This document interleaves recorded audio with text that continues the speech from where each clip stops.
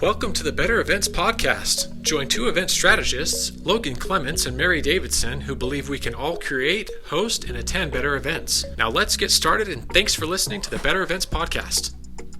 Welcome back to another episode of the Better Events Podcast for this week. I am Mary Davidson, one of your co-hosts, joined by Logan Clements, our other co-host, and we are really excited about this episode, of course, just like we are every week.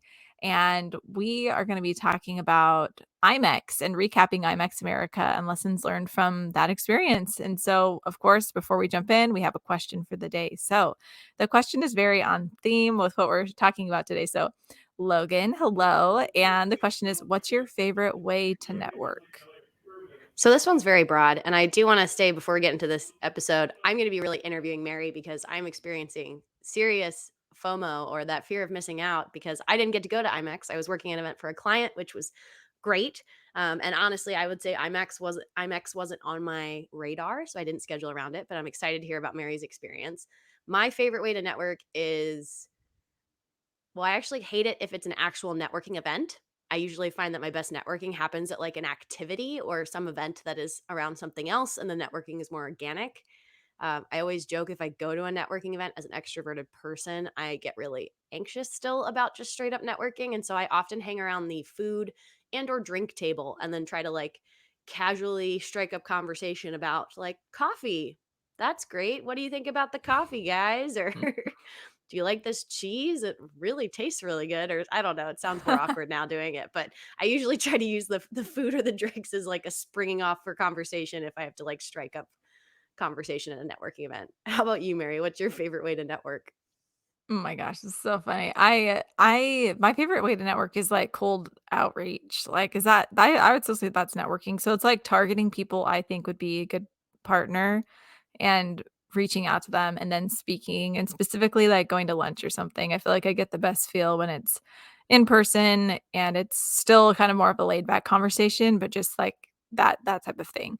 Because when you're just networking to network, sometimes it's like, I don't know if this is gonna like really lead to anything, but if it's like targeted, I feel like it's a little bit more worth it sometimes. But I'd say that's my favorite. But all that being said, and that's, I guess, goes right into our topic, but I've been to one conference before. It was a fundraising conference, and it was a good experience, but it was also a few years ago, and I feel like I'd like to think that I've matured over the years a little bit, and I had a much better experience this time around at this conference than I have at other conferences, just because I was, like, in the right mindset to network, and I was extremely nervous about it. Like, to be honest, I almost, like, decided not to go because I didn't know very many people that were going, and I just feel like I function better if there's somebody, like one other person with me, and then I can be like as outgoing as ever. It's just hard to do by myself. So all that being said, I was surprised that this was actually super fun.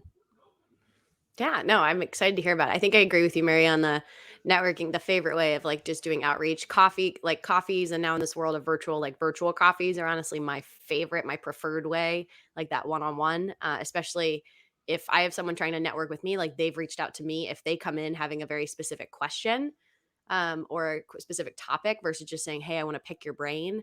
And I try to apply that when I reach out to folks I don't know. I try to find something specific I want to talk to them about, and then the conversation can go from there. But just easier than saying, hey, I want to network. And that's the same with like random outreach I get on LinkedIn and things. If it's really broad, I usually don't respond to it just because it feels like it's too broad. You know, it's not really a good use of your time versus a specific ask. So, Mhm. but yes, Yeah. let's jump into IMEX. It just happened in Las Vegas last week. Mary is still recovering vocally from all the networking and talking that she It's probably true. did. And so I'm excited to kind of talk about it to you, Mary, when it's still fresh in your head, any learnings that you can put into action just as like an event pro and a business owner.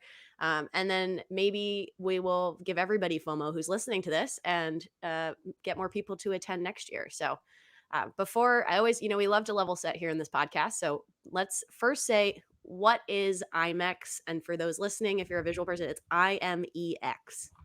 So Mary, what is IMEX? So as you're saying this, I just Googled IMEX because I want to know what it stands for, and I actually don't know. But what does IMEX stand for? But IMEX is a conference essentially. And by the way, anything that I explain, let me caveat this with saying this was my first year at IMEX, so I'm still learning. So if any of you are listening, you like have been all the time, you might kind of be like, That's not really what it is, Mary. But I've given you my perspective today, so here you go.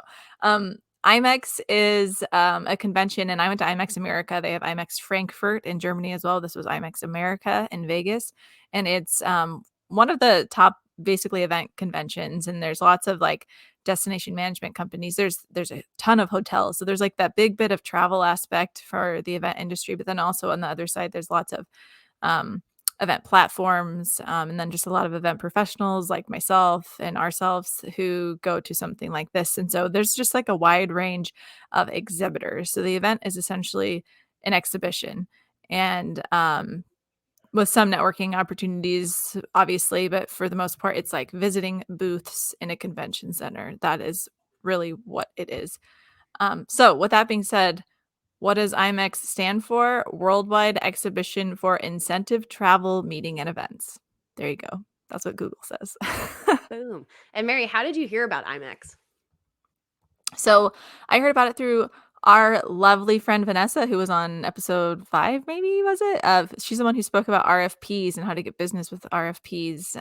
And she's very well connected. Shout out to Vanessa. And so she told me about it, and I hadn't really heard about it before. That being said, I did kind of I've heard it like through the grapevine as well through our friend Jessica, and I actually feel bad now that I'm saying this. Hi, Jessica. Jessica asked if I wanted to go. I remember this closer like to the beginning of the year, and I was like not convinced that it was a worthwhile endeavor, and so I didn't really put it on my calendar.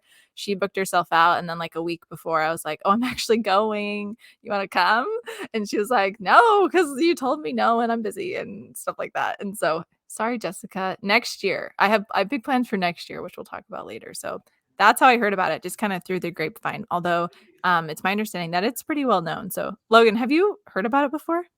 I had not until I Yeah. then felt like all of our virtual friends and fellow, like both friends of the pod and several people that we've interviewed on the podcast and are just, I would say, our event network across the country were all going. And so you guys did it successfully through like several of your social media accounts, make me feel like I totally should have been there.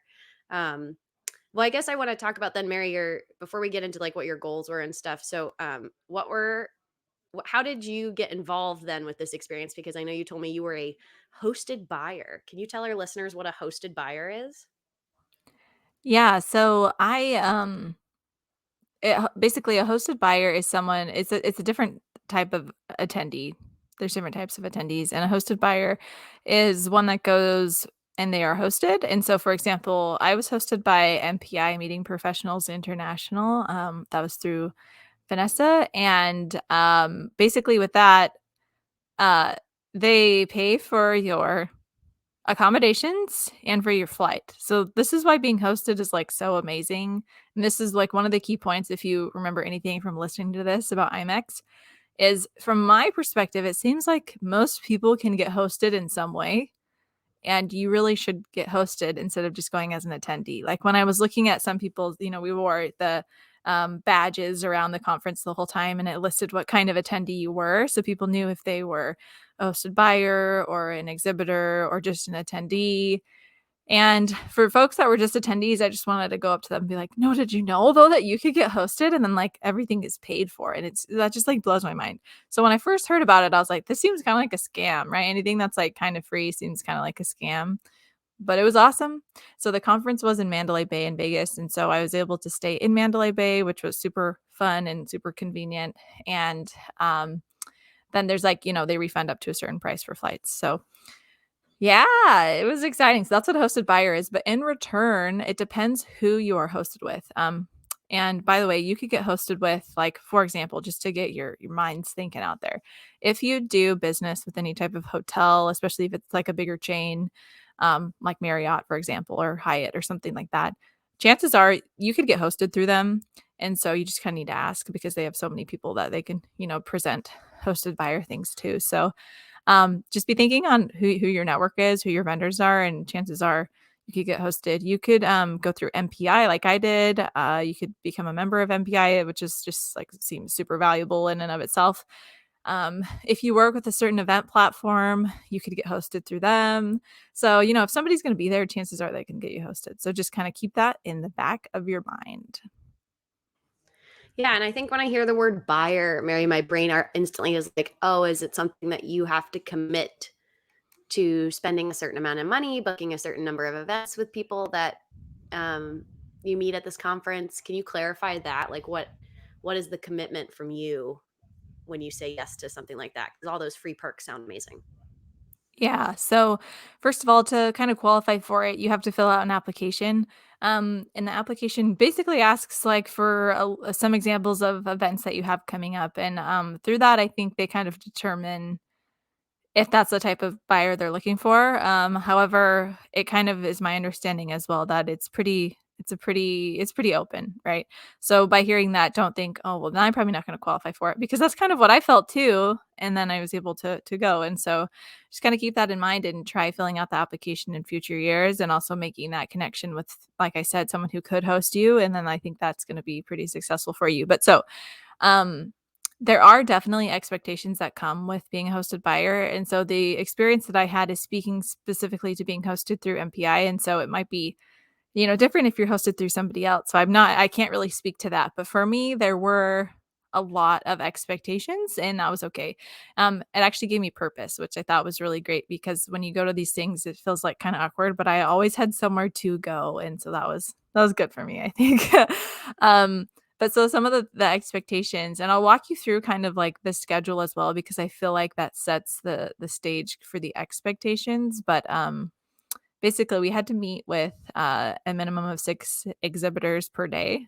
And so for that, you have to make appointments ahead of time. And you can do that through, just like the IMEX um, system that you have an account with. And so you can go through all the list of exhibitors, the many, many, many, many exhibitors, and decide which ones you want to meet with, schedule an appointment with them. And then you have to show up for that appointment, right? It's like you have to kind of follow through with what you're signing up for. And the appointments are like no more than 30 minutes. And you can go just like, as a discovery, or you might have a certain event and you need to talk ideas or figure out services and things like that. So, yeah, a minimum of 6 per day. In the structure of IMEX, they have Smart Monday, which is like an education day. And then you have Tuesday and Wednesday, which are pretty much just like the networking and exhibitor items that I mentioned. And then Thursday is the last day, and I stayed through Thursday, and I learned very quickly that a lot of people leave early on Thursday. So I had like all these meetings scheduled on Thursday. My flight was like super late at night, but like some exhibitors had already like broken down and like left. And so I was like, oh, so I actually changed my flight so I could leave a little sooner, just because I felt like I gotten so much out of it. I was like kind of like ready to go. But was able, obviously I still fulfilled my meetings. I just kind of stopped by and see if people could meet with me sooner. So yeah. Well, but I've talked a lot. I'll stop. Yeah. What are your questions? Yeah, go ahead. well, I was going to say, I want to kind of go through, break down what your goals were before, and then some of your key takeaways. Mhm. But before we do that, I want us to take a quick ad break. All right, and we're back. And as promised, Mary, I do want to know, what were your goals that you had going into IMEX as a hosted buyer, knowing some of these obligations you were going to have to meet, but what were your personal goals?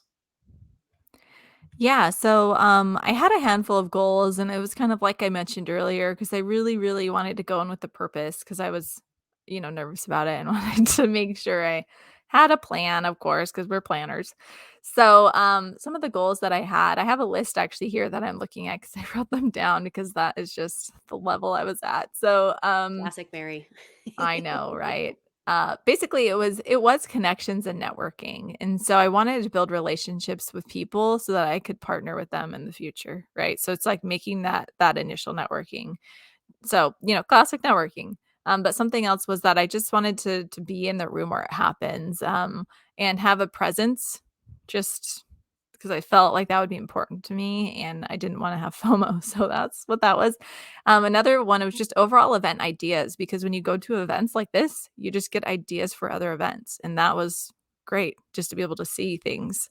Um, and the last one was like vendor connections for events that require travel, and then just expanding my reach in that sense. Any type of connection that kind of widens my immediate network. That's not an opportunity that comes very often. And so with IMEX, there's many international exhibitors, and less this year I've heard, because of COVID and everything like that. But there still were a handful, and so just to be able to reach that wider network.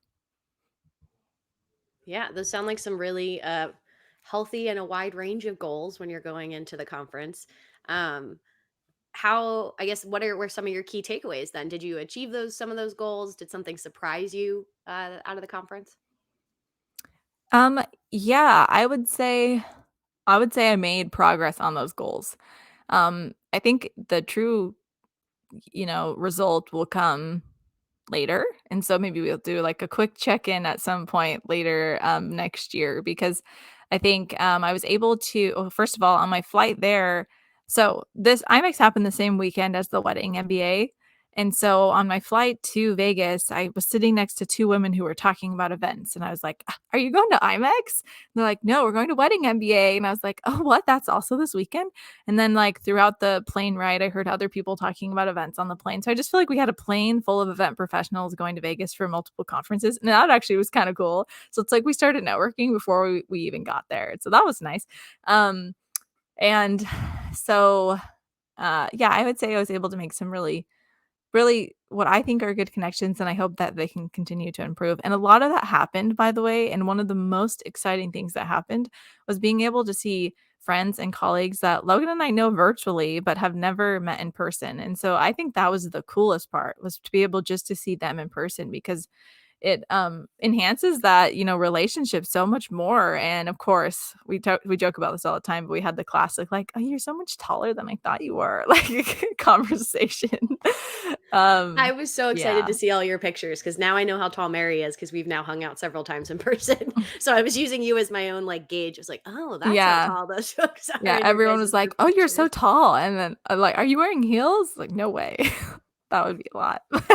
It's Yeah. the one thing that Zoom or virtual is missing, some of that physicality. And it's funny. I always say, I was talking about this to somebody else. I was like, it's not like it's bad if you're not tall.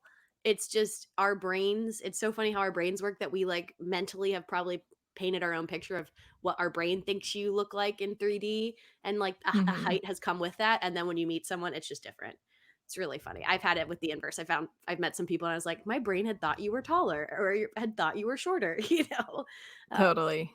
but anyway, um, what were some other good takeaways that you had from this year's conference? So, it was just a really cool experience to be able to gather when we haven't been able to for such a long period of time. That being said, there were a lot of people there, and that was a little nerve-wracking for as far as COVID goes, but, it was cool to gather. You could tell that everybody was really excited just to be there, and so it was, like, really happy, which was great.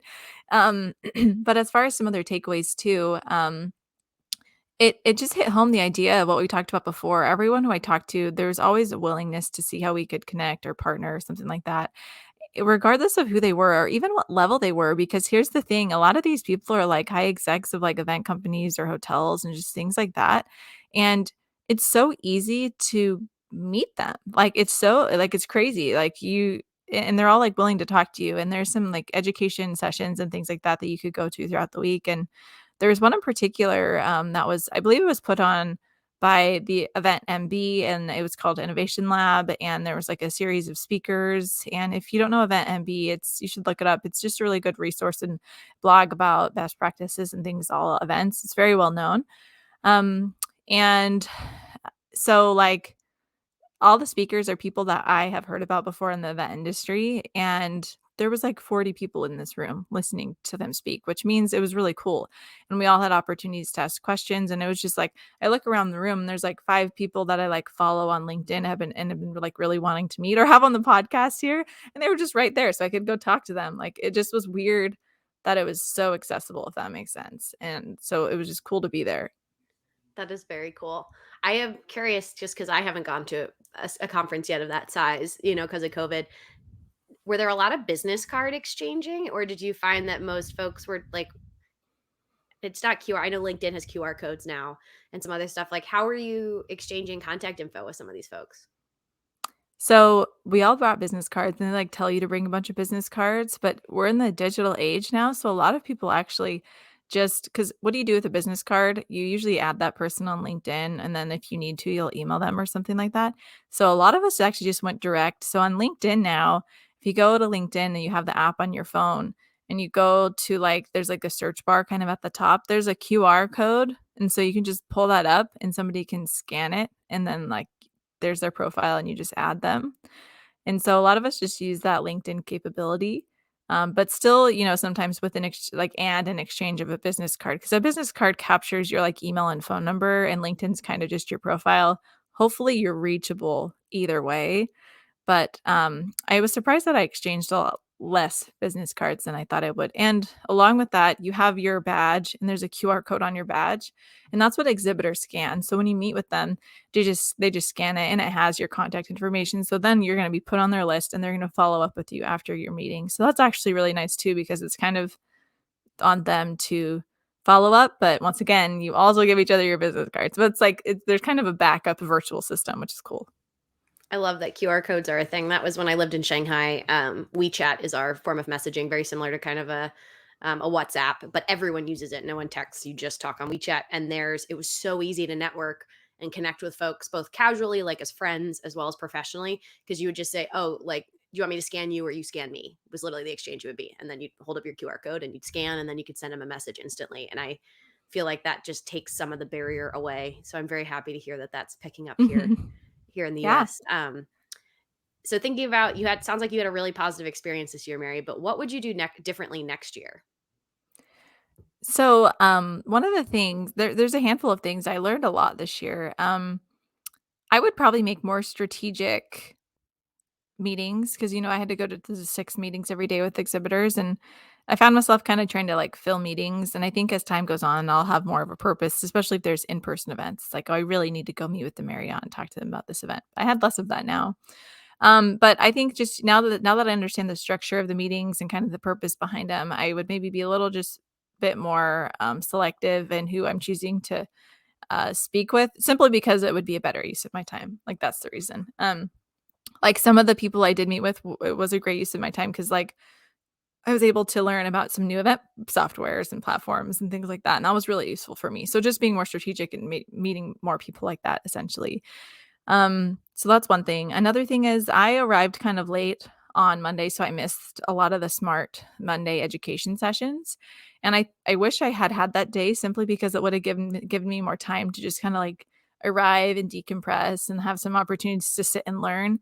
Because I got there so late, it was very like go, go, go. And then at the same time, I wish I had even like added an extra day, which I would have had to pay for myself, but to kind of decompress. Like, for example, like we're at Mandalay Bay and it's exciting. And like I went outside, I had like an hour break and I just like stuck my feet in the pool and it was beautiful and so warm and nice. And I was like, I just want to stay here and hang out. But I didn't have the chance to ever do that. And as I was flying home, I was like, oh dang, I should have like that was cool that I was just there and I should have been able to like do more touristy stuff like that. I should have planned for that. But yeah, time to decompress because it is very demanding, I would say. Um, and something real quick too, I want to go over is a really important part of IMEX are receptions. And so these are things that all happen at night. They're usually socials, happy hours, something like that. I mean at night, late afternoon, evening. And if you are being hosted by someone, they usually have some scheduled receptions for you, for your group to network with each other, or somebody is hosting you. So for example, with my group, we had an evening with Singapore. And so we went to this offsite restaurant and Singapore was hosting us. And so we just kind of network and had some bites and there were drinks. And they ended up giving away a trip, like a full on trip to Singapore, which is cool. I didn't win, but it was still cool. Next time, Mary. Next time. So just like things like that.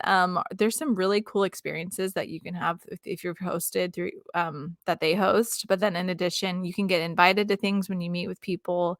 Um, and even if you're not a hosted buyer as an attendee, a lot of the companies that are there, like Socio, for example, is a virtual event platform company, and they were there, and they like had a social that you just had to register for beforehand, but anybody could come, and you just show up. It's like at their booth at the exhibition, and they just have bites and drinks, and you can talk with each other and learn more about their company. So there's all these different receptions that you can sign up for.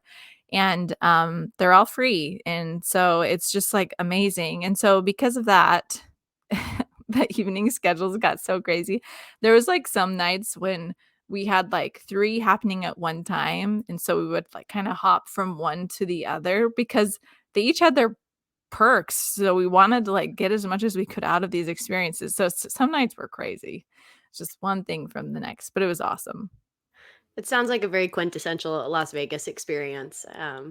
Yeah. For, in addition to doing the conference. But yes, I can't, that is like a pro tip, I feel like, for anybody who's doing any kind of destination event or conference, either baking in an extra day, or I wasn't at IMEX because I was at my own in-person event, and I got to did a later flight in the afternoon and asked for a late checkout at a hotel. And that was when I got to experience their pool, and they had a water slide and a lazy river, and I had not put my foot in the water at all during the event days because we were so busy the Yeah. first 3 days, and that was kind of nice and a good kind of carrot for me at the end of the project. So I felt like I did get a little bit of time to relax before I flew back. But Mhm. so my last question for you, Mary, are what steps are you going to take now coming out of IMEX America? It sounds like you got inspired, made some good connections, but what are your next steps to kind of make that whole experience feel worth it? Yeah, so I think the post-event conference stuff is what is really going to make it worth it. So I have like a big goal to follow up on every single business card I got. I tried to keep them organized and like not lose any. And my hope is that they'll also reach out to me, but I want to be proactive and really show that I'm interested in that connection. So I want to email everybody. That's what I'm going to try to do next week. And remember the conversations I had with them. So it's not just, "Oh, hi, I'm Mary, and we met at IMEX," but it was like, "And we talked about this, and I hope that we could do this, like, and can we chat more?" Get, like, further commitment, not just a hi. And I think that's why email is important over LinkedIn, or unless you're messaging on LinkedIn or whatever, but it's more than a connection. I wanna build on those connections specifically. And another thing is a lot of these, like, opportunities where I met people, we didn't have a ton of time to like really learn about what our services and like what each other does. And so that's something else I want to have continued conversation so I understand exactly what they do and who they work for or work for themselves and all that good stuff. So there needs to be further conversation, I feel like. But it was great to at least be able to know them and meet them and exchange information. So yeah, that's a big thing I want to do. A second thing is hopefully exciting things coming for the podcast because I met some really cool people. And I haven't talked to Logan about this yet. So surprise Logan. Well, we'll talk about this offline, but met some really good connections I think that are going to be really great for the podcast as well. So yay. We mind linked. I already was like, Mary, I hope some of those business cards are some good podcast guests. Absolutely. Had to work the podcast angle, of course. Yes. Nice. Well, I think, is there anything else you want to kind of add about IMEX America 2021? I would say just overall, it was a really positive experience. It was a pleasure. I'm really excited for next year. And I want to encourage anyone who's an event professional to consider going and at least start looking into it. If you're confused, also feel free to reach out because it is very overwhelming. Like, I'm going to be completely honest with you. The whole thing is overwhelming, the process and the planning and like understanding. So feel free to reach out if you have questions because I learned a lot. But looking forward to going next year with Logan, right? Yeah, I was going to say, for those of us listening, if you weren't going and you're feeling a little bit of FOMO, I'm with you. I definitely felt it. Again, that like creating connections. And I think my last question for you, Mary, was, you talked about it's a lot of people because of COVID. I know we just did an episode talking about how do you make that decision to go in person versus online versus hybrid. What kind of differentiation do you have? I mean, I kind of can answer this for you, I think, from what you've been saying, but like, did it feel worth it to go to this experience as an in-person conference? Yes, I think this one would be really difficult to do as hybrid because it's less education and it's more straight up networking from a booth. And at these booths, there was very physical, tangible things that like they were doing giveaways and things like that. And obviously we preach hybrid a lot, so some of those aspects can be taken virtual. But there's a ton of value in doing this in person. Yes, absolutely for something like this, I think that's necessary. But with that being said, it was also cool to see the steps they took regarding COVID. Like everyone had to be vaccinated to attend. And also they used Clear, which you see in a lot of airports, and they have an app that kind of you put your vaccination status on and you have to show it and just things like that. And so there were steps that they took. Um, and overall, I would say that was a really great in-person experience. Yeah, I think that's kind of refreshing to hear. I think we've worked with clients before, each of us, that are trying to replicate some of that exhibitor sponsor interaction. But for an event like this, where it is so, we could talk about your why, like seems to be so connections driven that's really hard to replicate.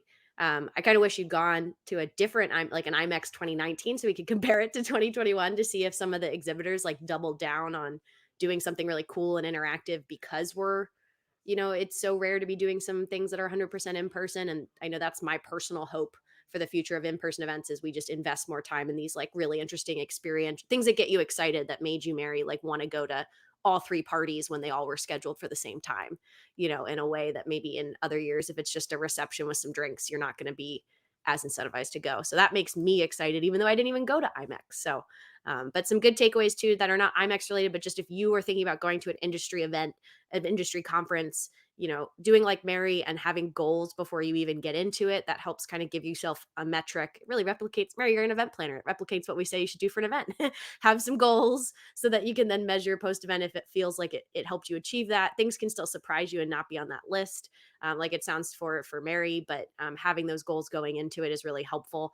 And I think, we talked about it's hard to go by yourself to these conferences. And I think you started to find a couple people you knew were going, but then probably were surprised that there were a lot more people that you actually knew going there, which I think probably speaks volumes to both the IMEX crowd and how they got the right people to come. But also when you're looking at other events, that don't be discouraged if you don't know anybody, because you could still meet someone. So, and then always having that post event follow up, Mary, I'm excited to hear what comes of those leads, because I think that is one of the things that is so important as an event organizer and an attendee, to like do the follow through, because that's what makes the time you invested at the conference actually worth it if you then follow up. So yeah, and I think that brings us to our bonus tip, which, Mary, you're bringing us our bonus tip this week. Yes, okay, you're hearing a bunch from me today. So, my bonus tip is an experience that I actually had during IMEX. So I just want to shout out a company real quick. It's called Mystery Trip, and I will link them. But what they do, and this is something that I purchased a ticket, obviously not like affiliated with them or whatever. I just did this because it sounded fun, and so I'm sharing it with you all.